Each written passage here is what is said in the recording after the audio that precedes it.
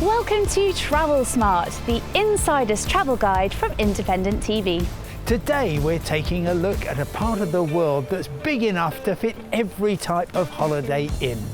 Yep, we're hitting the wide expanses of Texas and its frontier culture, taking a look at its history, its cutting-edge arts and music scene, and the out-of-this-world experiences that can be found there, in association with Travel Texas and partners and Brand USA.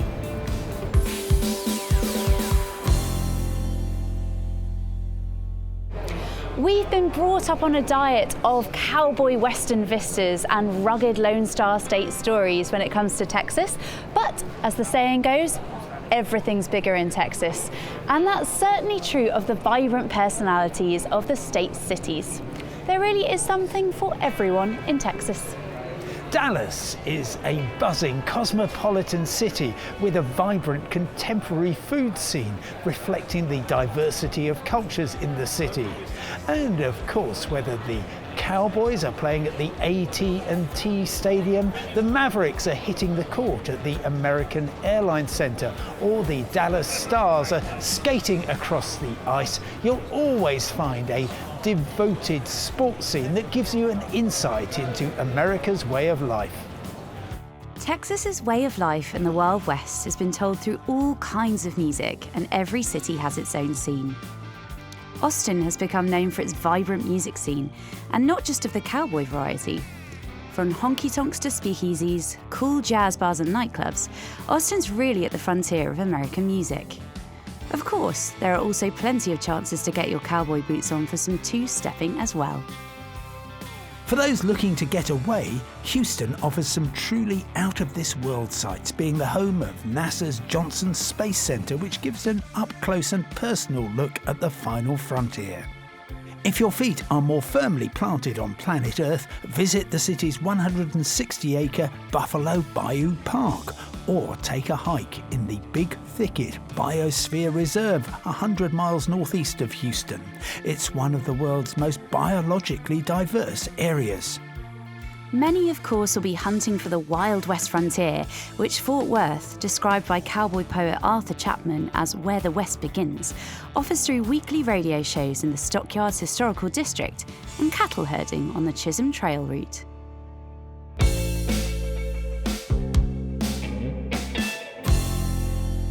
Helen and I have very different views about the best way to explore the Lone Star State. I reckon the only way to go is to drive. Such an incredible road network. And I've gone all the way from Port Arthur in the east to El Paso in the west, from Amarillo in the north, Rio Grande in the south. And I found that the one-way rental is the way to go. Just pick up a car here, drop it off there. If it's all in the same state, you normally don't pay a cent more. And you can even try a You Click, We Pick special online. That way you might end up with a pickup truck, so you can channel your inner Texan. But with all the incredible landscapes Texas has to offer, you might not want to be stuck behind the wheel. You might prefer to see it from a train window.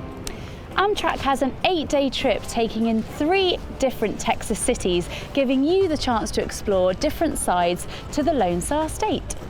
Starting off in Fort Worth, travelling through Austin before you end the train journey in San Antonio, the 8-day trip is a chance to visit historical sites like the famous Alamo, which is an UNESCO World Heritage Site and one of the best links to the city's Spanish heritage. San Antonio is also a window into the cultural frontier of the state, with La Velita Historical Arts Village boasting shops and galleries of handcrafted local paintings, folk art, textiles and much more. The city is also a meeting place of modern culture and Tex-Mex influences, being at the forefront of Mexican fusion cuisine, alongside a constantly evolving and growing food scene. San Antonio is a fantastic last stop to witness the meeting of American and Mexican culture, with places like El Mercado, the largest Mexican market in the United States, as well as following the history of empires and nation building that have happened throughout Texas history.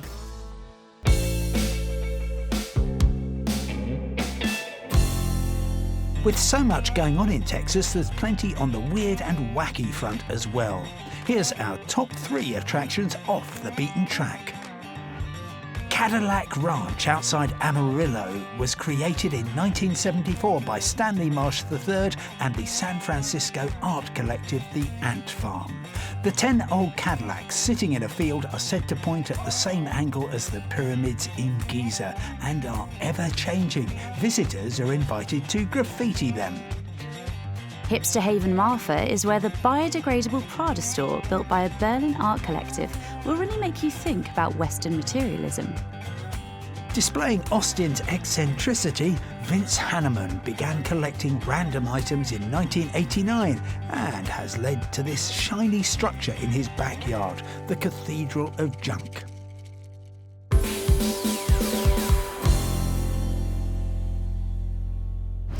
As always here at Travel Smart, our viewers have been sending in all their travel questions, and we have a few this week related to the US and Texas. So Simon, let's kick off with Peter, who asks, what do you think about long distance buses as a way to travel?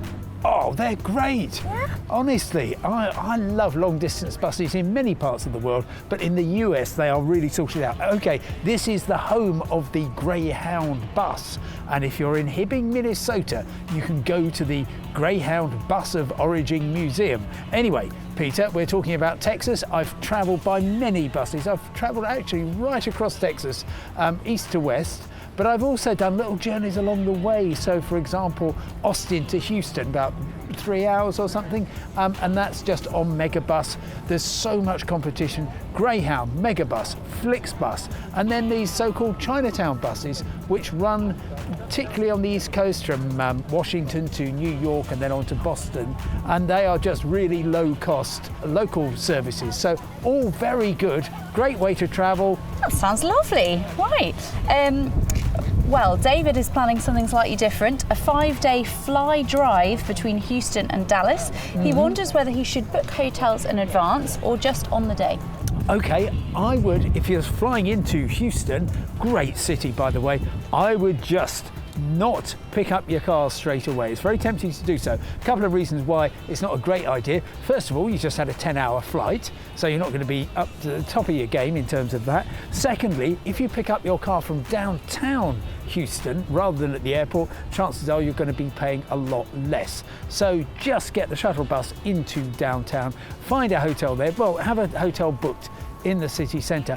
After that, I'd make sure that there aren't any great events that are happening either in Houston or Dallas or in places along the way, because if there's a big convention that can really distort things. Otherwise, well, one of the joys of America is just being able to drive where you like, stop where you like. I was going to say I've never ever had a problem with fly drives finding somewhere to stay, maybe once or twice, but that's out of hundreds and hundreds of nights. Excellent advice, thank you. And thank you, as always, for sending us your questions. Please do keep them coming in, we love to answer them. Well, that's it for this episode of Travel Smart on Independent TV. Be sure to check in for the next episode, which you can watch on the Independent's website, our mobile app, or on your smart TV. If you'd like to find out more about the Texas Frontiers, including packages and everything the state has to offer, go to texasfrontiers.com. And of course, we want to keep you in touch with everything that's happening in the world of travel. Follow us at independent.co.uk/travel. Then we will give you news, reviews, events, information and inspiration on everywhere from Texas to the ends of the world. For now, thanks very much indeed for watching. We'll be back again soon.